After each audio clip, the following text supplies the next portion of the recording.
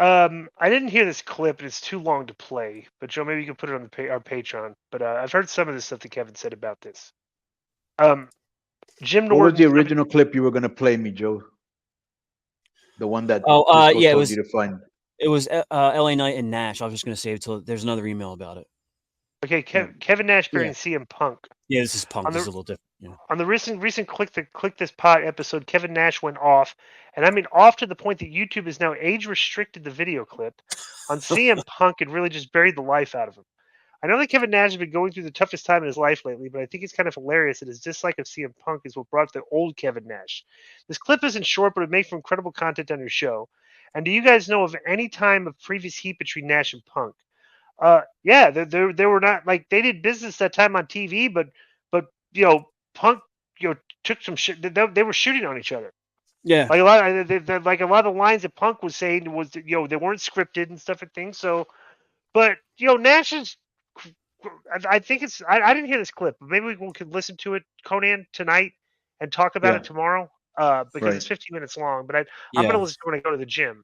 But send it to us so it could be a talks. Yeah. Real quick, DI. That I don't know that I don't think that stuff on TV, unless you know differently, was a problem because any interview I've seen since then, Punk or Nash kind of would put Punk over. Nash I like Phil, mental, stuff like that. Yeah. He thinks Punk has mental health issues. Now he does, yeah. But I'm saying in past interviews, he always put him over, yeah.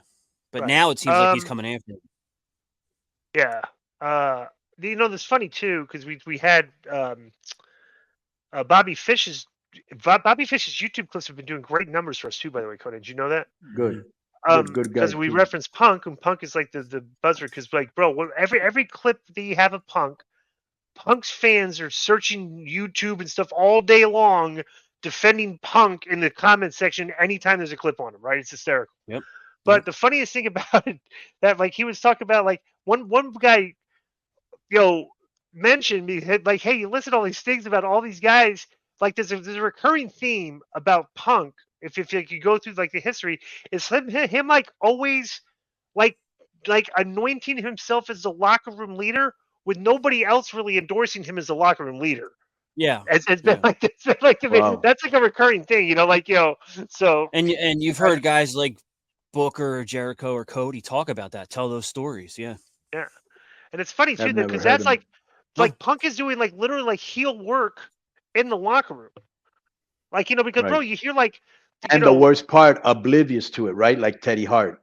Bro, Seth Rollins, Sami Zayn, their heel shtick is like, I'm a locker room leader. These guys, the Miz, that's heel shtick.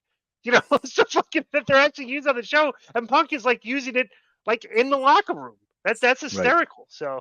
From what I've heard, I don't know because I didn't really work with you guys. But I just want to tell Conan real quick since he hadn't heard him. One of the stories was Punk came into WWE and they brought him up to the main roster about 2006. And sometime during 2006 or 7, Van Dam was coming back from an injury. So he told the story, but I've heard Booker confirm it, that they go into the locker room and Punk's like, hey, all right, everybody gather around. And Booker and Van Dam are like, who the is this guy, and he kind of was like, yeah, we want to keep the locker room clean and pick up. I see all this trash left around. We need that cleaned up. And so like Van Dam and Booker kind of looked at each other and laughed and left the meeting. But that's the kind of shit you would hear, that he would take charge like that with guys in the locker room with, more experience and maybe, more respect and all that. So the next that just gets you heat and makes fun of behind your back. Mm-hmm. Next is from Larry Francis and the subject is show question. Dear Conan, I hope all is well. What was the original plan for the Latino World Order in WCW, and how would you have ended it? Thanks in advance, and that's from Sincerely, and his Instagram is a wrestling historian. Nice. Way to go, Larry.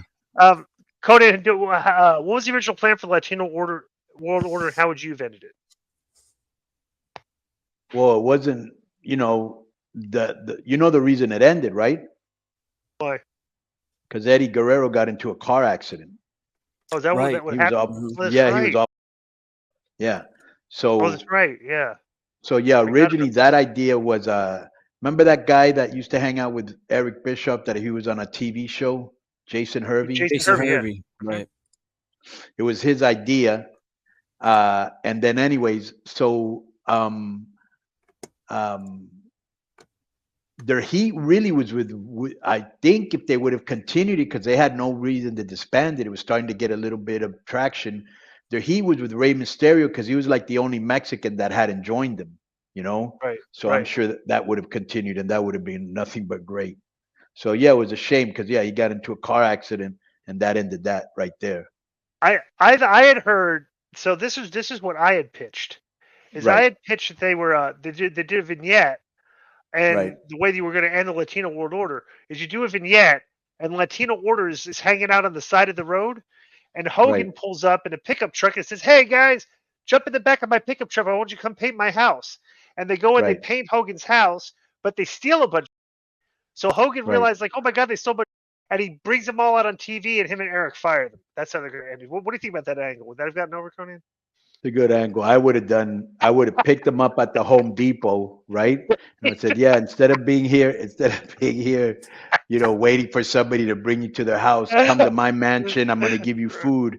And all of a sudden, he stops at the border and kicks them all out over the border.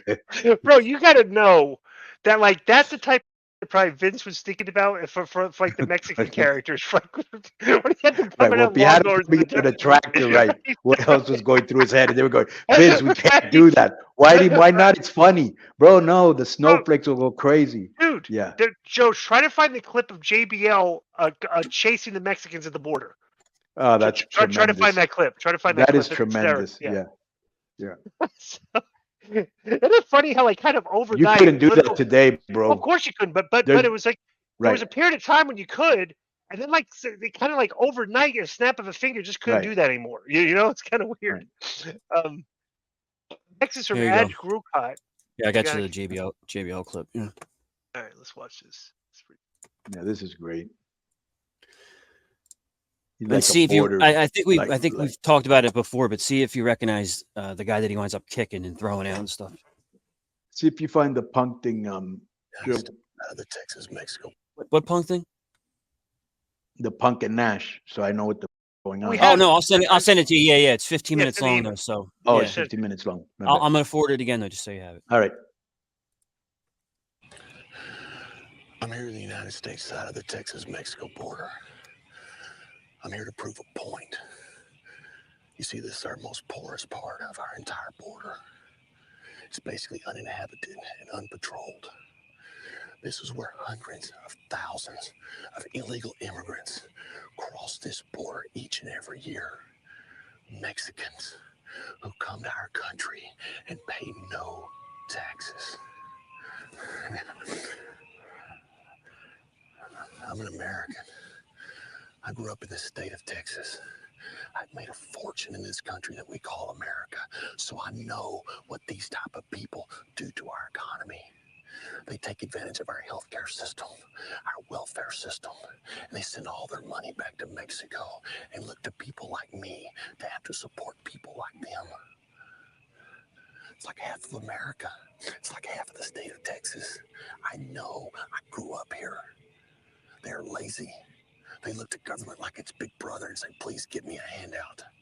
That's why people like me who've made my own money have such outrageous taxes to pay for people. I told you it wouldn't be long. This is great. I'm going to prove my point. Right there. It's a whole herd of Mexicans. The government won't do anything about it. The INS won't either. Texas is too scared. Texas is a bunch of cowards. But John Brush. Stop right there! Stop right there! You hear me? Stop right there! Okay. You ain't in my country. No. You hear me? Not a one. You speak English. No, you don't speak Mexican. This is the United States. Don't you speak that great thing? Get the Mexican status. Is that Ricardo Rodriguez? No, that's Jeff Cobb, right? No. It's Who was that? Rudy Boy Gonzalez. That's Rudy Boy Gonzalez. Yeah. Who would know that, Joe? I didn't know if one of you guys would recognize him looking at I thought it looked like Jeff Cobb, to be honest with you. Hunter Mustache. You definitely could not do Bro, that. how great was that vignette? Oh, it's fantastic. Hysterical. It's like, seriously. I mean, you know, it is what it is, you know? Yeah, but great job. He's whispering. He's really Stop right there. On the latest episode of Reliving the War by Great Wrestling Bios channel, He's not until the end of 1998, and Barry Windham has returned to WCW as a full-time wrestler, and respectively, he's not in his greatest shape. I mean, he's wrestling while wearing a waistcoat, and his gut is crazy. I was wondering if you guys have any memories of Barry Windham's return to WCW. Do you think it was a good idea? And did you ever hang out with him? Did you argue with him? Any funny stories, etc.? P.S. Was Barry Windham in the NWO? I mean, he was linked with Bischoff, and he was in that tag team with Kurt Hennig while he was in the NWO. Yet Windham never made an entrance to the music or wore the classic shirt. I didn't really interact with Windham hardly at all. Like he would hang out with Flair and Henning and those guys. You know, that was like kind of like those old NWA guy clique and everything. So I don't really, I don't honestly, I don't have a Barry Windham story. You know, how about you, Conan? You're muted, bud. Sorry. Yeah, go ahead. So the question was about Barry Windham. Yeah, do you have any story? I don't have any stories about him. Yeah.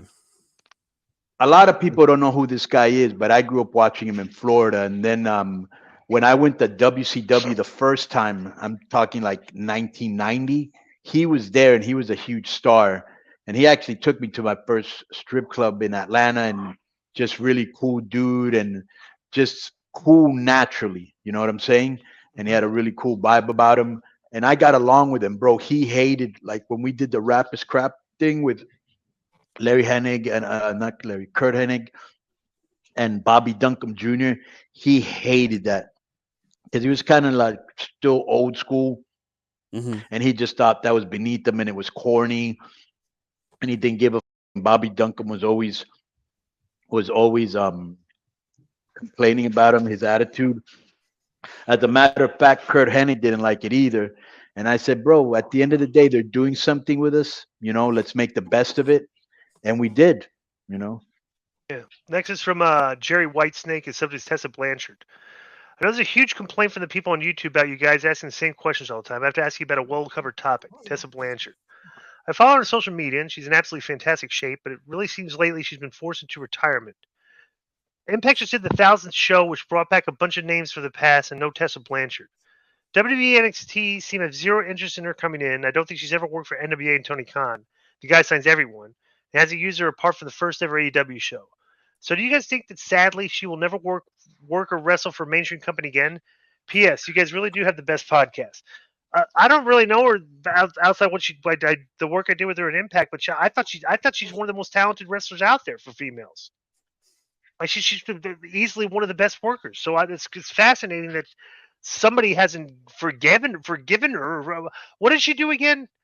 She allegedly tossed a racial slur towards was she a Brazilian wrestler or something, Conan? I can't remember. No, Puerto Rican wrestler. Rosa Negra. Yeah. Right. But Rosa came out and said she forgave her. So shouldn't that be right? But she never admitted it. She never admitted it. And yeah, so okay. she never admitted it. And that was number one with the woke crowd, of course. But then again, she shouldn't have said a racial slur.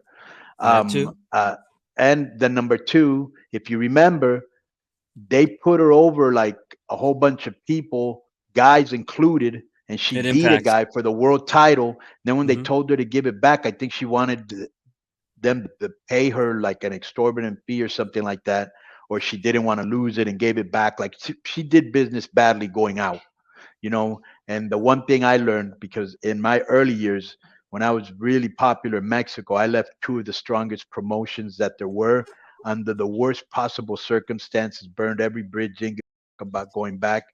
And it later came back to haunt me. So you don't want to do that. And what do you call this? She left under bad thing there. And I know some of the power brokers in most of the companies, and she has a lot of heat with the girls, bro. When she had power, I guess she was, you know, she didn't use it wisely. Let's put it that way. Because a lot of girls, and if I name a wrong name, I apologize, but I think I remember Britt Baker and Chelsea Green both tweeting about her in a negative way, you know, or responding to her tweets negatively, stuff like that. But at the end of the day, bro, if you have talent and you wait long enough, time heals all wounds. So and it seems like Corgan doesn't bow to any of that cancel culture type stuff, at least not too much. And if she hasn't worked for NWA, I could see that, but maybe she wants too much money. Yeah, but here's the problem. If he works with somebody and they're like, hey, what do you know about Tessa? And they give her he may not want to work with her. He's like, I got a cool dressing room, or he may say, okay, I'll work with her, but I'm gonna read her the riot act before she comes in. She's definitely talented. There's no doubt about that. Yeah.